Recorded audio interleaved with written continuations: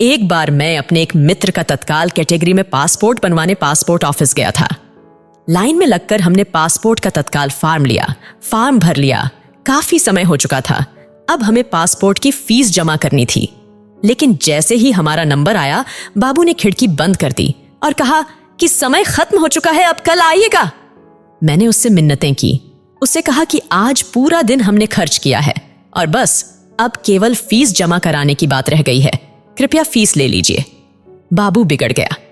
कहने लगा, आपने पूरा दिन खर्च कर दिया तो उसके लिए वो जिम्मेदार है क्या? अरे सरकार ज्यादा लोगों को बहाल करे, मैं तो सुबह से अपना काम ही कर रहा हूं। खैर, मेरा मित्र बहुत मायूस हुआ और उसने कहा कि चलो अब कल आएंगे। मैंने उसे रोका, कहा कि रुको, एक और कोशिश करता हूं। बाबू अपना थैला लेकर उठ चुका था। मैंने कुछ कहा नहीं, चुपचाप उसके पीछे हो लिया। वो एक कैंटीन में गया। वहां उसने अपने थैले से लंच बॉक्स निकाला और धीरे धीरे अकेला खाने लगा। मैं उसके सामने की बेंच पर जाकर बैठ गया। मैंने कहा कि तुम्हारे पास तो बहुत काम है, रोज बहुत से नए नए लोगों से मिलते होगे। वो कहने लगा कि हाँ, मैं तो एक से एक बड़े अधिकारियों से मिलता हूं।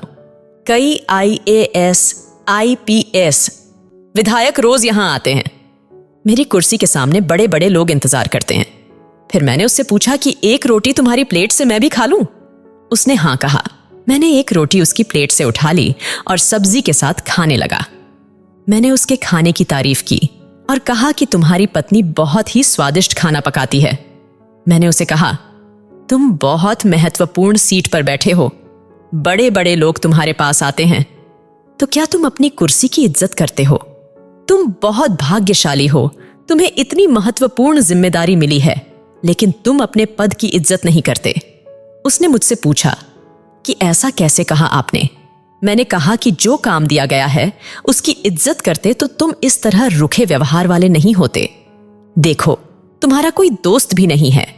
तुम दफ्तर की कैंटीन में अकेले खाना खाते हो, अपनी कुर्सी पर भी मायूस होकर बैठे रहते हो, लोगों का होता हुआ काम पूरा करने की जगह अटकाने की कोशिश करते हो। बाहर गांव से आकर सुबह से परेशान हो रहे लोगों के अनुरोध करने पर कहते हो, सरकार से कहो कि ज्यादा लोगों को बहाल करे। अरे ज्यादा लोगों के बहाल होने से तो तुम्हारी अहमियत घट जाएगी। हो सकता है तुमसे यह काम ही ले लिया जाए। भगवान ने तुम्हें मौका दिया है रिश्ते बनाने के लिए, लेकिन अपना दुर्भाग्य देखो, तुम इसका लाभ उठाने की जगह रिश्ते बिगाड़ रहे हो। मेरा क्या है, कल आ जाऊंगा या परसों आ जाऊंगा, पर तुम्हारे पास तो मौका था किसी को अपना एहसानमंद बनाने का, तुम उससे चूक गए। मैंने कहा कि पैसे तो बहुत कमा लोगे, लेकिन रिश्ते नहीं कमाए तो सब बेकार है। क्या करोगे पैसों का? अपना व्यवहार ठीक नहीं रखोगे तो तुम्हारे घर वाले भी तुमसे दुखी रहेंगे। यार दोस्त तो पहले से ही नहीं है। मेरी बात सुनकर वो रुंगासा हो गया। उसने कहा कि आपने बात सही कही है साहब, मैं अकेला हूं। पत्नी झगड़ा करके मायके चली गई है, बच्चे भी मुझे पसंद नहीं करते। माँ है, वो भी कुछ ज्यादा बात नहीं करती। सुबह 4-5 रोटी बनाकर दे देती है और मैं तन्हा खाना खाता हूं। रात में घर जाने का भी मन नहीं करता। समझ में नहीं आता कि गड़बड़ी कहां है। मैंने हौले से कहा कि खुद को लोगों से जोड़ो, किसी की मदद कर सकते हो तो करो। देखो, मैं यहां अपने दोस्त के पासपोर्ट के लिए आया हूं। मेरे पास तो पासपोर्ट है। मैंने दोस्त की खातिर तुम्हारी मिन्नतें की, निस्वार्थ भाव से, इसीलिए मेरे पास दोस्त हैं, तुम्हारे पास नहीं है। वो उठा और उसने मुझसे कहा कि आप मेरी खिड़की पर पहुंचो, मैं आज ही फॉर्म जमा करूंगा। और उसने काम कर दिया। फिर उसने मेरा फोन नंबर मांगा, मैंने दे दिया। बरसों बीत गए। इस दिवाली पर एक फोन आया। रविंद्र कुमार चौधरी बोल रहा हूं साहब, कई साल पहले आप हमारे पास अपने किसी दोस्त के पासपोर्ट के लिए आए थे और आपने मेरे साथ रोटी भी खाई थी।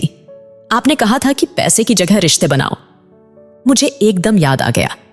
मैंने कहा, हाँ जी, चौधरी साहब कैसे हैं? उसने खुश होकर कहा, साहब आप उस दिन चले गए। फिर मैं बहुत सोचता रहा।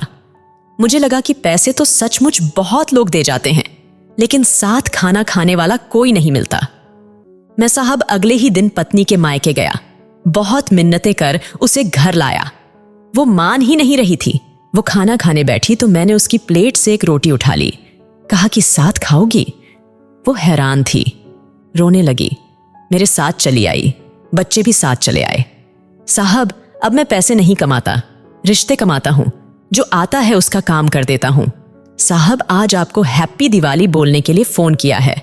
अगले महीने बिटिया की शादी है, आपको आना है बिटिया को आशीर्वाद देने। रिश्ता जोड़ा है आपने। वो बोलता जा रहा था, मैं सुनता जा रहा था। सोचा नहीं था कि सचमुच उसकी जिंदगी में भी पैसों पर रिश्ता इतना भारी पड़ेगा। दोस्तों, आदमी भावनाओं से संचालित होता है, कारणों से नहीं। कारण से तो मशीनें चला करती है। जिसने भी लिखा है दिल को छूने वाला है।